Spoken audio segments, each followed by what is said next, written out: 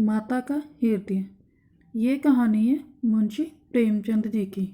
दोस्तों, अगर आपको ये कहानी अच्छी लगेगी तो प्लीज़ इस कहानी को लाइक, शेयर और चैनल को सब्सक्राइब ज़रूर करें। माधवी के पति की 22 साल पहले मौत हो गई थी। उसके पास कोई धन दौलत नहीं थी और संपत्ति के नाम पर सिर्फ एक बेटा था जो इस वक्त जेल में बंद था। अपने उस घर में वो अकेली पड़ गई थी और उसके आंसू तक पहुंचने वाला कोई नहीं था। माधवी ने बड़ी दुख तकलीफ़ों को झेलते हुए अपने बच्चे को पाल पोस कर बड़ा किया था।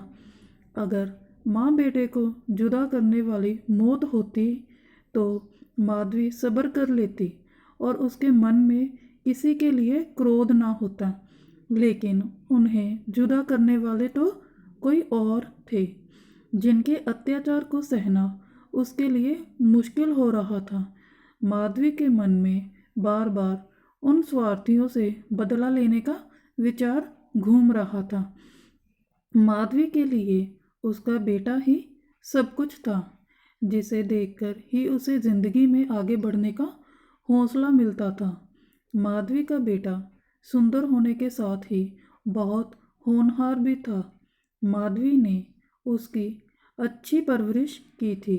उसकी गली के सारे लोग उसके बेटे की तारीफ करते नहीं थकते थे और यहाँ तक कि स्कूल के अध्यापक तक उस पर जान छिड़कते थे। माधवी के बेटे का नाम आत्मानंद था। आत्मानंद से दूसरों की दुख तकलीफ़ें देखी नहीं जाती थी और लोगों की मदद करने के लिए वह हमेशा तत्पर रहता था। उसे देखकर कोई सोच भी नहीं सकता था कि वह कोई अपराध कर सकता है। माधवी भी यही सोचकर तड़पते हुए दिन काट रही थी कि आखिर उसका क्या अपराध था। आत्मानंद में गुणों का भंडार था। वह साहसी, निस्वार्थ और देशप्रेमी होने के साथ साथ कर्तव्य का पालन करने वाला इंसान था। साथ ही वो राजनीति में रुचि रखता था। वो बेबाक था और अपने राजनीतिक लेखों की वजह से सरकारी कर्मचारियों की नज़रों में आ गया था। पुलिस भी उसकी हरकतों पर नज़र रखती थी। पुलिस बस एक मौके की तलाश में थी ताकि वो उसे जेल की सलाखों के पीछे डाल सके। माधवी ने बड़ी दुख तकलीफ़ों को झेलते हुए अपने बच्चे को पाल पोस कर बड़ा किया था। बेटे की हर सुनवाई में जा रही माधवी ने देखा कि इंसान का चरित्र कितना नीच हो सकता है और वह अपने स्वार्थ के लिए किसी को भी हानि पहुंचाने से नहीं चूकता। अपने बेटे को हथकड़ियों में पुलिस द्वारा जेल ले जाते देख माधवी वहीं बेहोश होकर गिर गई, जिसके बाद कुछ भले लोगों ने उसे तांगे पर बैठाकर घर तक पहुंचाया। माधवी को जब होश आया तो उसे पूरा वाक्य याद आया। अपने इकलौते सहारे से दूर होने का गम उसे खाए जा रहा था, जो उसे एक पल भी चैन की सांस तक लेने नहीं दे रहा था। कोई रास्ता ना सूझने पर माधवी ने अपनी वेदना को ही प्रतिशोध में बदलने का फैसला लिया और उसके बेटे की ये दुर्दशा करने वालों से बदला लेना ही अपना जीवन का मकसद बना लिया। माधवी के मन में भी प्रतिशोध का ज्वाला धधक रही थी। वह बस यही सोच रही थी कि ऐसा क्या करे कि जिससे उन अत्याचारियों से बदला लिया जा सके। देर रात तक माधवी सोचती रही कि विधवा जीवन जीते 22 साल बीत गए, लेकिन अब उसे बाहर निकलना होगा। अपने अंतर मन से माधवी कहने लगी कि इस दुनिया में अच्छे कर्मों की कोई जगह नहीं है और हो सकता है ईश्वर ने भी निराश होकर हमसे मुंह फेर लिया हो। तो ऐसे में उन अत्याचारियों को दंडित करने के लिए उसे ही कदम उठाना होगा। शाम का वक्त था। लखनऊ में एक बड़ा सा बंगला झिलमिलाती लाइटों से सजा था, जहाँ दोस्तों की महफिल सजी थी और गाना बजाना हो रहा था।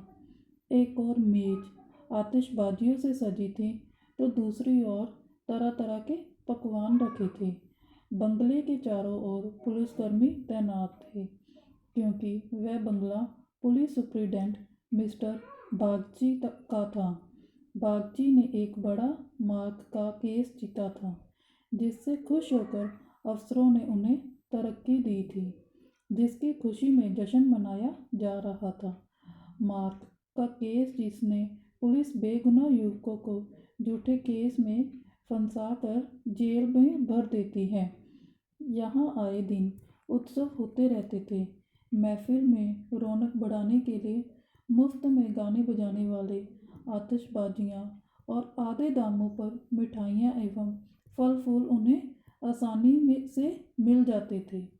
दौड़ धूप करने के लिए सिपाहियों की एक टुकड़ी हर वक्त उनके घर पर तैनात रहती थी। महफिल में गाने बजाने का कार्यक्रम समाप्त होने के बाद मेहमान अब भोजन करने लगे थे। दुकान से दावत का सामान ढोने वाले मजदूर उन्हें कोसते हुए वहां से चले गए थे। बस बाकी बचे मजदूरों के साथ एक बूढ़ी औरत वह काम कर रही थी। वो बूढ़ी औरत चेहरे पर हल्की मुस्कान लिए अपने काम में मगन थी। वह महिला और कोई नहीं बल्कि माधवी थी, जो बदला लेने के लिए मजदूर बनकर काम कर रही थी। महफिल खत्म होते होते सभी मेहमान जा चुके थे। इक्के दुक्के मजदूर बचा हुआ खाना समेट रहे थे। माधवी एक कोने में चुपचाप बैठी हुई एकटक सभी को देखे जा रही थी। सहसा मिस्टर बागची की नज़र माधवी पर पड़ी तो वो उसके पास पहुँचे और बोले, तुम अब तक यहाँ क्या कर रही हो? कुछ खाने के लिए मिला या नहीं? माधवी ने नज़र उठाकर बागची को देखकर कहा, साहब खाना तो मिल गया, लेकिन मेरे पास जाने के लिए कोई जगह नहीं है। अगर आपको एतराज़ ना हो तो मुझे यहीं कोने में पड़ी रहने दीजिए। माधवी की बात सुनकर बागची ने कहा, नौकरी कर लेगी बंगले में? बच्चे को पालना आता है क्या? बागची की बात सुनकर माधवी ने तपाक से कहा, जी साहब, बच्चों को अच्छे से खिलाना जानती हूँ। इसके अलावा घर के छोटे बड़े सभी काम कर सकती हूँ। बस मुझे एक मौका दे दीजिए। माधवी की ओर ध्यान से देखते हुए बागची ने कहा, ठीक है, तुम आज से ही काम शुरू कर दो। माधवी को बागची के बंगले में काम करते हुए 1 महीने से अधिक हो गया था। माधवी अपने काम में इतनी निपुण थी कि उससे पूरा घर खुश था। बागची की पत्नी का स्वभाव चिड़चिड़ा था और वह आलस एवं अपनी खराब सेहत के चलते दिन भर बिस्तर पर या सोफे पर पड़ी रहती और नौकरों पर चिल्लाती रहती। उसके स्वभाव के कारण बच्चे का ध्यान रखने वाली आया ज़्यादा दिन न टिक पाती। माधवी उसकी जली कटी बातों सुनकर भी चुपचाप अपने काम में लगी रहती। इसलिए बागची की पत्नी को उससे कुछ खास शिकायतें नहीं थी। उसने बच्चे की देखभाल की जिम्मेदारी भी माधवी को ही दे दी थी। बागची और उनकी पत्नी को इससे पहले भी कई बच्चे हो चुके थे, लेकिन अज्ञात कारणों से उनका एक भी बच्चा कुछ महीनों या फिर साल भर से ज़्यादा जीवित नहीं बच पाता था। इसलिए इस बच्चे पर दोनों माँ बाप की जैसे जान बसती थी। पढ़े लिखे होने के बावजूद दोनों अपने बच्चे की सुरक्षा के लिए टोना टोटका एवं जंतर मंतर अपनाने से भी परहेज नहीं करते थे। बच्चा माधवी के पास ही ज़्यादा समय बिताता। इस वजह से वो माधवी से काफ़ी ज़्यादा घुल मिल गया था। अगर माधवी कुछ देर के लिए भी उसकी नज़रों से दूर हो जाती तो बच्चा ज़ोर ज़ोर से रोने लगता। बच्चा माधवी को ही अपनी माँ समझता और वह साथ खेलती तो ही खेलता, वह दूध पिलाती तो पीता, वह सुलाती तो ही उसे नींद आती। अपने पिता को तो बच्चा जैसे कोई अजनबी समझता और माँ उस पर ध्यान नहीं देती। माधवी को लगा था कि बड़े घर में काम करने से तनख्वाह अच्छी खासी मिल जाएगी, जिससे महीने का खर्च पूरा हो जाएगा। लेकिन यहाँ तो नौकरों से हर एक पैसे का हिसाब लिया जाता। एक दिन बच्चे को गोद में उठाए माधवी ने मालकिन से कहा कि बच्चे के लिए कोई खिलौना गाड़ी मंगवा देती तो अच्छा होता। माधवी की बात सुनकर मिसेज बागची ने कुंठित स्वर में कहा, कहाँ से मंगवाऊं इसके लिए खिलौना गाड़ी? हाथ में रुपए भी तो होने चाहिए। इसका खिलौना 10-20 रुपए में आएगा और इतने रुपए कहाँ हैं हमारे पास। माधवी ने मिसेज बागची की ओर गौर से देखते हुए कहा, मालकिन खिलौना ही तो है। माधवी की बात सुनकर मिसेज बागची ने कहा, अब तुमसे क्या छुपाना। दरअसल तुम्हारे मालिक की पहली पत्नी से 5 बेटियां हैं जो इलाहाबाद के एक स्कूल में पढ़ रही हैं। पांचों कुंवारियां हैं और उनकी पढ़ाई लिखाई और दूसरे खर्चों में इनका आधा वेतन चला जाता है। ऊपर से लड़कियों की शादी करवाने के लिए कम से कम 25,000 रुपये लगेंगे। अब कहाँ से लाए इतने पैसे? मिसेज बागची की बात सुनकर माधवी बोल पड़ी, मालिक को घूस भी तो मिलती होगी ना। माधवी की ये बात कहकर चुप हो गई। मिसेज बागची ने गहरी सांस भरते हुए कहा, ऐसी कमाई में बिल्कुल बरकत नहीं होती। काली कमाई का पैसा एक हाथ आता तो दूसरे हाथ चला जाता। जैसे जैसे दिन बीतते जा रहे थे, माधवी के मन में उस बच्चे के लिए स्नेह और भी बढ़ता जा रहा था। कभी कभी बदला लेने की बात याद आती तो वह क्रोध से भर जाती और फिर बच्चे को देखकर शांत हो जाती। वहाँ रहते हुए माधवी मिस्टर बागची के परिवार की स्थिति से वाकिफ हो गई थी। कई बार तो वह अपना दर्द भूलकर उनके परिवार के लिए चिंतित हो जाती और उसका मन दया से भर जाता। माधवी सोचती रहती, मालिक आखिर 5 बेटियों की शादी कैसे कराएंगे? ऊपर से पत्नी बीमार रहती है और बच्चा छोटा है। जरूर उनके परिवार पर अभिशाप है, वरना इतना सब होने के बावजूद कौन दुखी रहता है। कमज़ोर बच्चों के लिए बरसात तो बीमारियां लेकर आती है। बरसात में उन्हें अक्सर खांसी, जुकाम और बुखार घेर लेता है। ऐसी ही बरसात में माधवी एक दिन किसी काम से अपने घर चली गई। पीछे से बच्चे ने रो रो कर पूरा घर सर पर उठा लिया। कुछ देर गोद में उठाने के बाद मिसेज बागची ने एक नौकर को उसे टहलने के लिए सौंप दिया। कुछ देर आंगन में घुमाने के बाद नौकर ने बच्चे को हरी घास पर बैठा दिया। बारिश के पानी से ज़मीन गीली थी और बच्चा ऐसे ही कई घंटों तक पानी में खेलता रहा। वह नौकर दूसरे नौकरों के साथ गप्पे हाँकने में मस्त हो गया। काफ़ी देर बाद जब नौकर को ध्यान आया तो वह बच्चे को फटाफट भीतर ले गया और उसके कपड़े बदलवाए। शाम होते ही जुकाम से बच्चे की नाक बहने लगी और खांसी से गले से आवाज़ आने लगी। देर शाम जब माधवी बंगले में पहुंची तो बच्चे की हालत देखकर उसका कलेजा फटने लगा। वह बच्चे को लेकर तुरंत मालकिन के पास पहुंची और कहा, देखो जरा बच्चे का क्या हाल हो गया है, कहीं इसे सर्दी तो नहीं लग गई। बच्चे की हालत देखकर मालकिन भी हक्की बक्की रह गई, क्योंकि वह ऐसा मंजर पहले भी देख चुकी थी। मिसेज बागची ने तुरंत नौकरों से अलाव जलाने को कहा। मिसेज बागची और माधवी दोनों पूरी रात बच्चे को ठीक करने में जुटी रही। दोनों की आंखों से नींद जैसे कोसों दूर थी। ऐसे में सवेरा कब हो गया दोनों को पता भी न चला।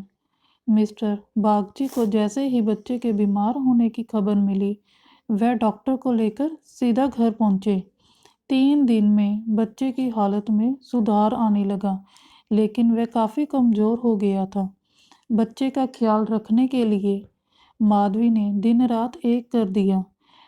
ये वही माधवी थी जो परिवार का सर्वनाश करने का संकल्प लिए उस घर में आई थी और आज उसी घर के चिराग की सलामती के लिए दिन में हजारों बार ईश्वर से दुआएं मांग रही थी। शायद माधवी की दुआओं का ही असर था कि बच्चे की सेहत धीरे धीरे सुधार होने लगा। एक सुबह मिस्टर बागची बच्चे के झूले के पास बैठे हुए थे और मालकिन सिर दर्द के कारण चारपाई पर पसरी हुई थी। माधवी पास ही बैठे बच्चे के लिए दूध गर्म कर रही थी। माधवी की ओर देखते हुए मिस्टर बागची ने कहा, हम जब तक जिएंगे तुम्हारे एहसान के तले दबे रहेंगे। ये तुम ही हो जो बच्चे को मौत के मुंह से खींच लाई, वरना हम तो उम्मीद ही हारने लगे थे। इतने में मिसेज बागची भी उठकर पास आ गई और माधवी से कहा, तुम एक देवी बनकर हमारे जीवन के कष्ट हरने के लिए आई हो। आज अगर तुम ना होती तो पता नहीं क्या अनर्थ हो जाता। मेरी तुमसे एक विनती है। वैसे तो जीना मरना सब ऊपर वाले के हाथ में है, लेकिन तुम्हारे हाथ में जरूर संजीवनी है। मेरी तो किस्मत ही अभागी है, पर हो सकता है तुम्हारे पुण्यों से मेरे बच्चे की जान बच जाए। माधवी चुपचाप मिसेज बागची की बातें सुन रही थी। मिसेज बागची रुआंसी आवाज में कहने लगी, सच कहती हूँ, अब तो बच्चे को गोद में उठाने तक से मुझे डर लगता है। तुम इसे आज से अपना ही बच्चा समझो और इसकी माँ बन जाओ। इसे भी तुमसे बहुत लगाव है। तुम इसे अपने साथ अपने घर ले जाओ और वहीं इसकी परवरिश करो। जब तक ये तुम्हारी गोद में रहेगा हमें चिंता ना होगी। मिसेज बागची की बात सुनकर माधवी ने कहा, मालकिन क्यों ऐसे बुरे विचार मन में ला रही हो? बच्चे की हालत में सुधार हो रहा है और इसे देखना भगवान की इच्छा से सब कुछ कुशल मंगल होगा। इतने में मिस्टर बागची बोल पड़े, नहीं बूढ़ी माँ, मेरा दिमाग भले ही इन बातों को ढकोसला करार देता हो, लेकिन मन का एक कोना इस पर विश्वास करना चाहता है। मेरी अपनी माँ ने मुझे पैदा होते ही एक दोबन को बेच दिया था, क्योंकि मुझसे पहले मेरे 3 बड़े भाइयों की मौत हो चुकी थी। इसलिए मेरी जान बचाने के लिए उन्हें जो उचित लगा उन्होंने किया। अब बारी हमारी है और हमसे जो बन पड़ेगा हम करेंगे। तुम इसे आज ही अपना ही बेटा मानो और इसे अपने साथ ले जाओ। हमें जब भी इसे मिलने का मन होगा चले आएंगे और खर्च की चिंता ना करना। इसकी पूरी परवरिश का खर्चा हम समय समय पर तुम्हें भेजते रहेंगे। मिस्टर बागची ने कहा, मैं जिस पेशे में हूँ मुझे ना चाहते हुए भी कई कुकर्म करने पड़ते हैं। झूठी शहादतें बनाकर निर्दोषों को फंसाना पड़ता है और उनके परिवारों की ना जाने कितनी बद्दुआएं मेरे सर पर है। मैं जानता हूँ कि बुराई का फल कभी अच्छा नहीं हो सकता, लेकिन मैं लोभ में आ जाता हूँ। अगर मैं ये सब ना करूँ तो नालायक करार निकाल दिया जाऊंगा। अंग्रेजों को जहाँ 100 खून भी माफ़ होते हैं, लेकिन हम हिंदुस्तानियों की एक गलती भी हमें भारी पड़ सकती है। इसलिए मेरी विनती है कि हमारे बेटे को स्वीकार कर लो। माधवी को भी उस बच्चे से बेहद लगाव था, इसलिए वह खुशी खुशी मान गई। गद गद होते हुए माधवी ने कहा, आप दोनों की अगर यही इच्छा है तो मैं बच्चे को अपनाने के लिए तैयार हूँ। बड़ी देर से बच्चा आराम से झूले में सो रहा था। चादर से उसका मुंह ढका हुआ था। माधवी ने दूध गर्म कर बच्चे को पिलाने के लिए जैसे ही उसके मुंह से चादर को उठाया, उसके मुंह से जोर से चीख निकल गई। बच्चे का शरीर पूरी तरह ठंडा हो चुका था और चेहरा पीला पड़ा था। माधवी ने जल्दी से बच्चे को गोद में उठाकर सीने से चिपका लिया और जोर जोर से रोने लगी। बालक सभी को छोड़ भगवान के पास जा चुका था। दिन भर पूरे घर में मातम पसरा रहा और रोने की चीख पुकारों से जैसे पूरा घर कौंध गया। मिस्टर बागची और उनकी पत्नी का भी रो रो कर बुरा हाल था। माधवी जो खुद बच्चे को खोने के दर्द से तड़प रही थी, उन दोनों को सांत्वना दे रही थी। माधवी उनसे कह रही थी कि अगर आपके बस में होता तो अपने प्राण देकर भी बालक को बचा लेती, लेकिन ऐसा संभव नहीं था। तो माँ वह देवी है जिसकी निर्मलता का कोई भी मैला नहीं कर सकता। तो इस कहानी से हमें ये सीख मिलती है, माँ की ममता का पूरी दुनिया में कोई मोह नहीं। माँ अपने बच्चों की तड़प नहीं देख सकती और बच्चों की ममता के आगे वह अपना सारा क्रोध भूल जाती है। वहीं ये कहानी ये सीख भी देती है कि इंसान को कभी लालच नहीं करना चाहिए और ना ही किसी को दुख देना चाहिए।